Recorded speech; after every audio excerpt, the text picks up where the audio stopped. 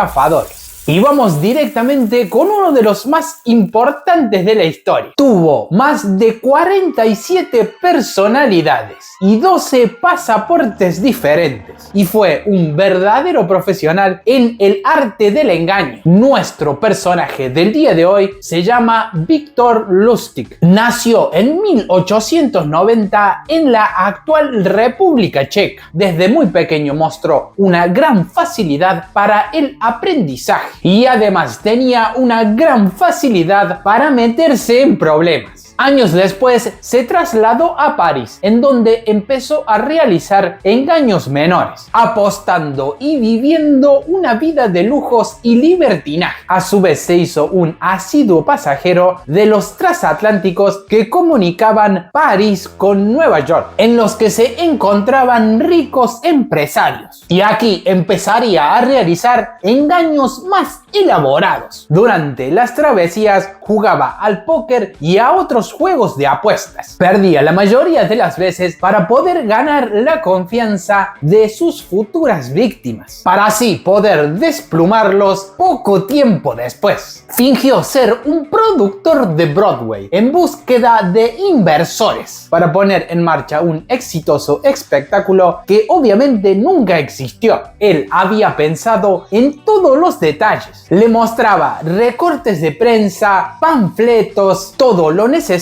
para que pareciera lo más real posible. Y por las dudas siempre viajaba con una maleta en la cual llevaba múltiples disfraces, como por ejemplo de sacerdote. Por las dudas tuviera que colarse entre medio de la multitud si se veía en aprietos. Y aquí surgió un gran problema, no solamente para nuestro protagonista, sino para millones de personas. Llegó el estallido de la Primera Guerra Mundial y con ello la suspensión de los viajes transatlánticos. Así que tuvo que buscar nuevas fuentes de ingreso y obviamente no sería de manera lícita. En 1920 se instaló en Estados Unidos, en donde apostaba en los hipódromos, sabiendo mágicamente el resultado de las carreras. Y una vez que cobraba su premio, se evaporaba. En 1924 conoció a un gran experimentado estafador que pulió las artimañas del checo, convirtiéndolo en todo un profesional. Juntos perpetraron grandes golpes. Entre ellos se hicieron de estos bonos llamados Liberty, que fueron una forma de financiar la entrada de Estados Unidos a la Primera Guerra. Una vez finalizado el conflicto bélico, se comenzaron a reembolsar a los compradores. Pero él, en vez de venderlo y hacerse de un dinero rápido, pensó que podía aprovechar aún más de los beneficios. Se hizo pasar por un conde austríaco y se presentó en una entidad bancaria en Kansas. Pidió hablar con el gerente del banco. Lustig le presentó el negocio al banquero, que se trataba que él, con el valor de los bonos, compraría una granja recién embargada por el banco y usaría esa misma granja para poner en garantía y solicitar un préstamo de $10,000.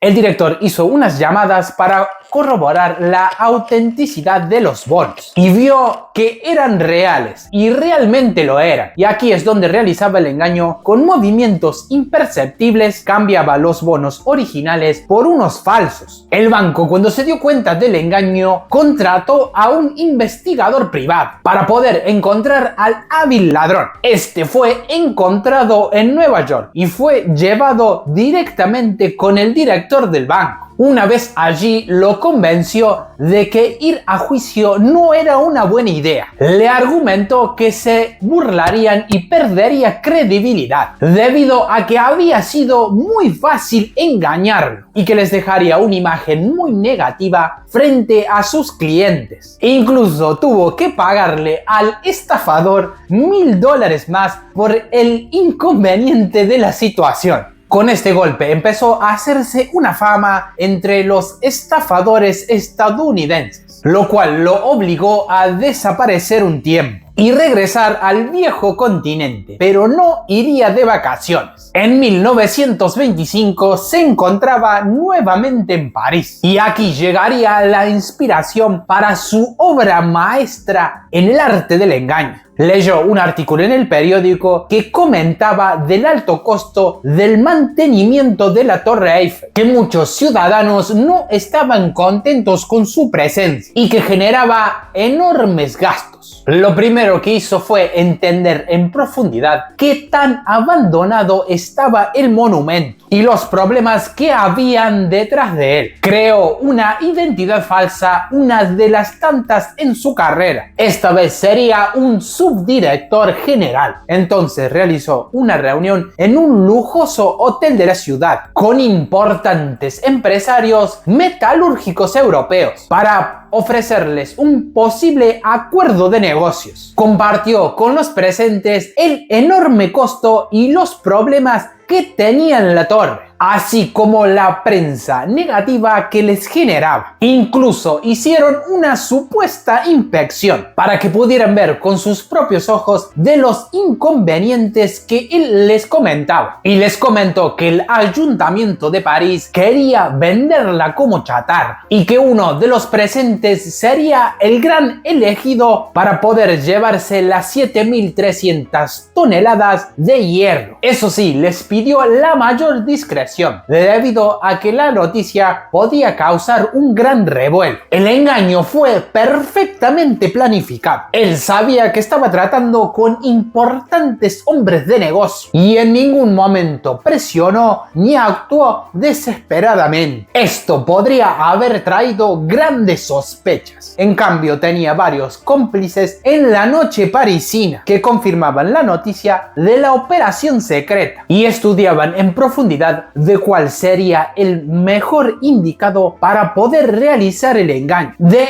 entre todos ganó André, por así decirlo.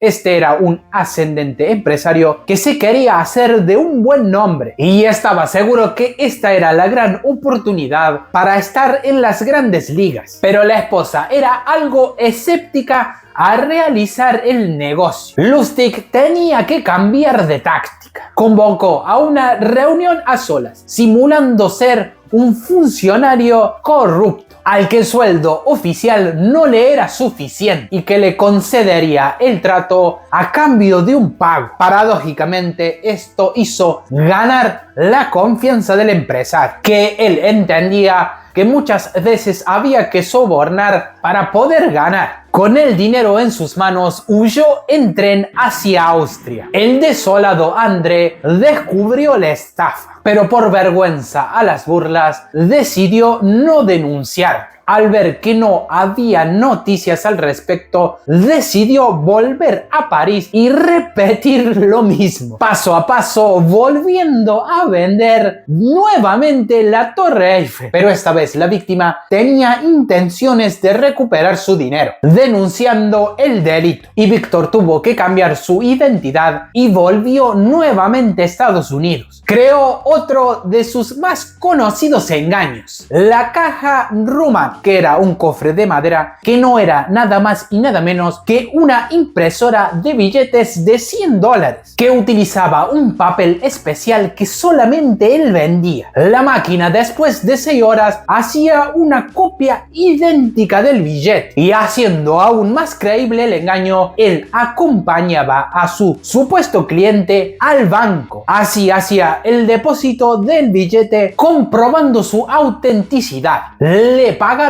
grandes sumas de dinero por ello, y el sistema era el siguiente. Se trataba de un mecanismo que imprimía 3 billetes originales que ya estaban previamente dentro de la caja, y al cuarto aparecía un papel en blanco. Y cuando la víctima descubría la verdad, ya era demasiado tarde. Él se había hecho humo, hasta que un sheriff fue engañado y se encargó de encontrar. Cuando lo tuvo en sus manos, lo convenció de que el problema era él, que no sabía usar correctamente la máquina. Eso sí, se encargó de venderle aún más papel.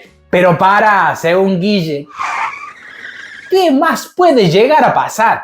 Esperen que nuestro protagonista engañaría al mafioso más importante de todos los tiempos. Sí, Al Capone. Se presentó ante él y le propuso realizar un negocio ilícito de $50.000. A cambio de un par de meses le devolvería el doble de ese dinero y accedió a invertir con él, obviamente recordándole qué le pasaría si no cumplía con el trato. Lustig guardó todo el dinero en una caja fuerte por 2 meses. Pasando este tiempo se presentó ante el mafioso de Chicago, informándole que la estafa había salido mal y que había quedado arruinado, pero él era un hombre de palabra y le devolvió el total del dinero que le había prestado. Y aquí es donde llegaría el sutil engaño. Al Capone reaccionó como él esperaba. Conmovido por la honestidad, decidió darle $5.000 y diciéndole que si necesitaba algún otro favor que viniera nuevamente. Cuando estalló la Gran Depresión del 29, decidió volver a París con la esperanza de que la estafa de la torre hubiera sido olvidada. Pero esa no fue la realidad. Fue detenido por la policía, pero no por mucho tiempo. Se las ingenió para poder escapar de Francia y regresó nuevamente a Estados Unidos, acabando en Nebraska, en donde se asoció a un farmacéutico y a un químico, los cuales habían diseñado unas placas para falsificar dinero. Él se encargó de la distribución y ellos de la fabricación. Todo fue muy bien por un tiempo, hasta que la novia de Lustig se enteró que él lo engañaba, y nada más y nada menos que con la novia de uno de sus socios. Indignada, lo denunció al FBI. En 1935 fue detenido en Nueva York. Un día antes que iniciara su juicio, fingió una enfermedad con el propósito de que lo sacaran de la celda y logró escapar de la prisión colgándose de unas sábanas atadas por la ventana. Pero 20 días después fue atrapado. Se declaró culpable y fue condenado a 15 años de prisión en la famosa Alcatraz. Que adivinen quién estaba encarcelado allí en ese mismo momento. Sí, Al Capone. Se hicieron grandes amigos. Pasó el resto de sus días en la cárcel hasta que le llegó el final de su vida en 1947. No consigo entender a los hombres honestos. Ellos llevan una vida desesperadamente aburrida. Se tomó demasiado en serio este estilo de vida. Llegó a falsificar más de $100 millones.